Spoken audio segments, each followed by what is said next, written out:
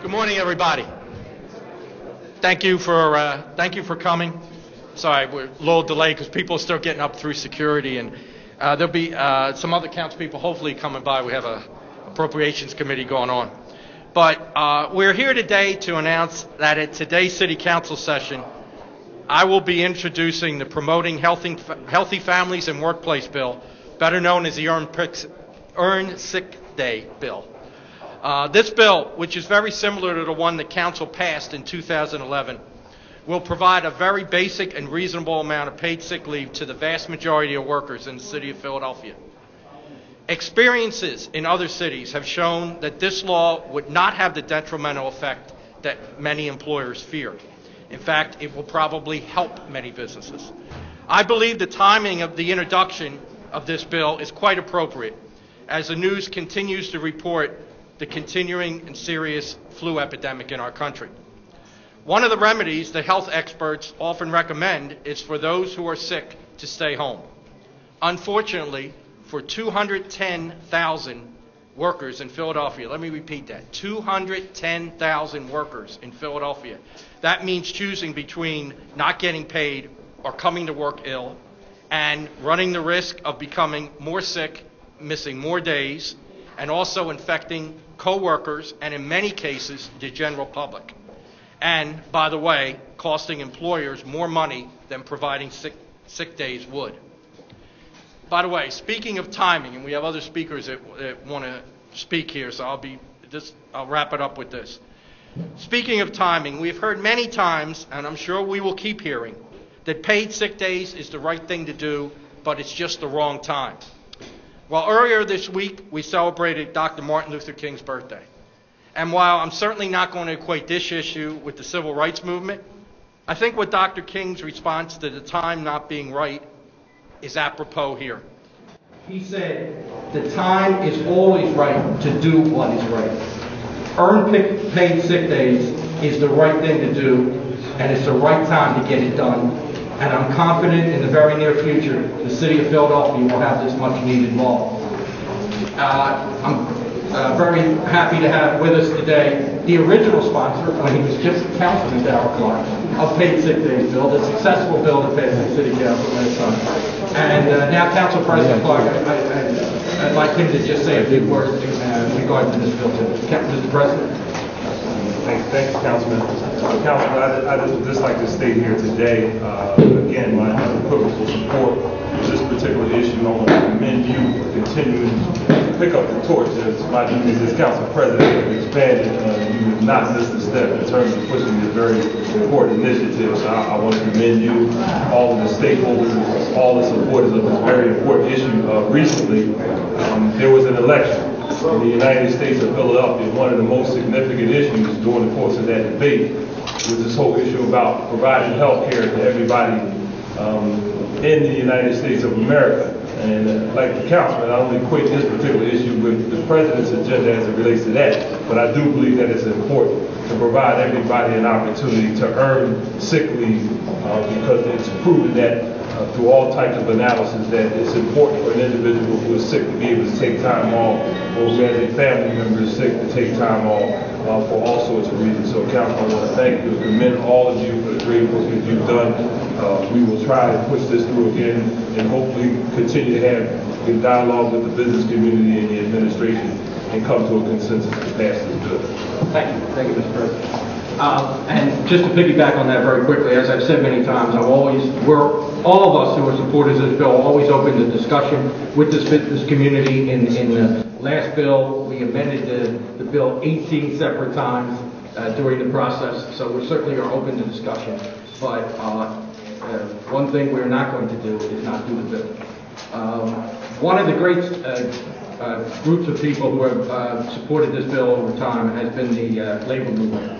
And I'm happy to have Liz McElroy, Assistant to the President at the AFL-CIO, who's here to express her support. Liz? Yeah.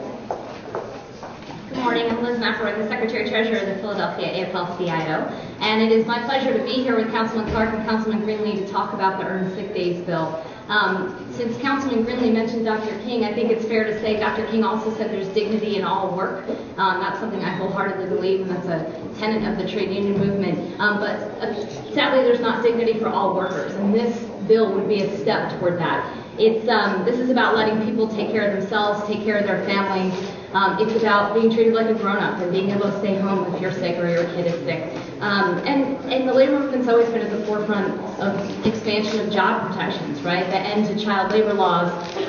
These things were not just about workplace, they were also about the better society that we want to have, right? The end to child labor laws was so that kids could get education. The shorter work week was so that people could have leisure time to spend with their families. And earned sick days is so that people can take time off when they're sick, heal their bodies, and go back to work. It's also a public health issue. I know there'll probably be other people who can speak on that, but I was just on a very crowded bus from South Philly on my way here, and I'm short, and so people tend to breathe down on me, and I was thinking, boy, I really hope there's nobody here on this bus with the flu, because that would be a terrible thing for me. And so it's personal, but people should be able to stay home when they're sick, and that's what we're fighting for. So we appreciate Councilman Greenlee taking the lead, Councilman Clark for his leadership, and we look forward to getting this passed and getting it enacted. Thank you, Liz. There are many businesses that already provide paid sick leave, and I think they can all discuss how it has not had the negative effect. In fact, many tell me it has a positive effect on their business. And from Child Space CDI, I'm happy to introduce Janet Palante to talk a little bit about that subject. Janet? Thank you. We work with child care businesses across the city and beyond. And our mission is to improve the quality of job and the quality of care in early education, because we know they are inexorably connected. People who provide care and child care are the teachers, just like the waiters provide your service at a restaurant. And if they are not able to stay home when they're sick, they can't take care of kids the way they need to. Most of the businesses that we work with provide earned sick time. They know it's a baseline benefit, even though they struggle economically, and that it's best for their business and will engender loyalty. And it's also an issue because of the parents that they serve. If their parents can't stay home when their children are sick or when they're sick, it impacts the whole family and just keeps the illness cycling through the child care center. So we very much support this basic right for all workers to be able to earn this, and it is earning it. As a business owner, I'm an owner of a worker-owned center, Child Space, and it'd be nice if every employer did the right thing. And it is a smart business decision to offer this, but unfortunately, not all businesses do. So here we are to make sure that people at least have the opportunity to earn this basic right and be able to stay home when they're sick. So thank you very much. Thank you, Janet. And before we take any questions, just want to hear from one other person, but I think this is a key individual because he is actually a worker in a restaurant and can talk about firsthand why this bill is very important. And so Calvin, I'm not sure your last name, but Calvin, if you come up here and just tell us a little bit about the experiences you have. Thank you. Hello everybody, my name is Calvin Okunye. I am a restaurant worker in the Philadelphia area. I am a back-of-the-house employee living here in Philadelphia. After studying French cuisine, I moved to the city of Philadelphia to pursue my dreams as a chef. Over these 12 years, I've worked hard. I've learned the value of hard working, and I've had every position, and from fine dining to a coffee shop. I've held an executive chef position, I've held prep, and I'm not afraid to wash dishes. This has taught me dedication, and this is what brings me here today. About a year ago, I became sick with a stomach virus, and my decision at the time was to work sick and pay rent, or to call out and take care of my body. With my training and my, serve safe for me and the trainings I had in school, obviously working sick was not an option. Soon after, when I returned to work, I felt like I was ostracized, and I was told I wasn't pulling my weight. This happens to many workers in the restaurant industry, especially in the back of the house where the call your friend aspect is not an option. With that being said, that's not a choice anybody should have to make, any restaurant worker should have to make in this industry, and this Healthy Families Act would be something that would be a step forward in the right direction and taking care of our workers, taking care of our patrons that go out to eat. Thank you very much.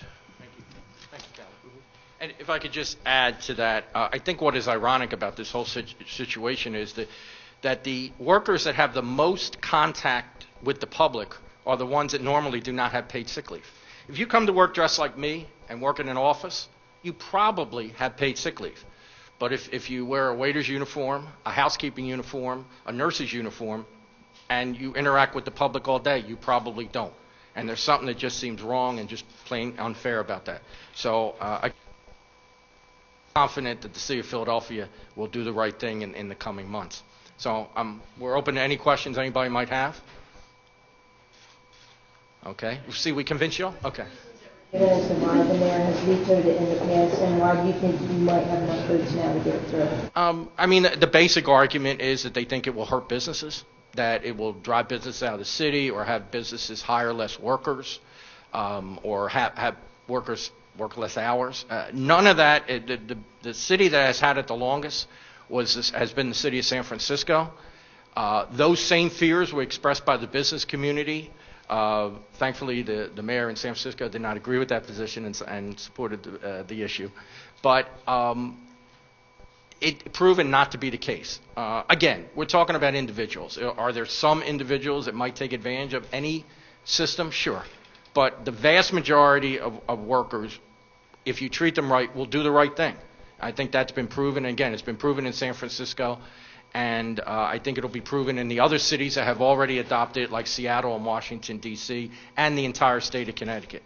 So I think, to answer your question, I believe when all those facts are brought out at the public hearing and in other discussions, the vast majority of the council people will see that that's the right thing to do, and I'm still hopeful the mayor will see that that's the right thing to do.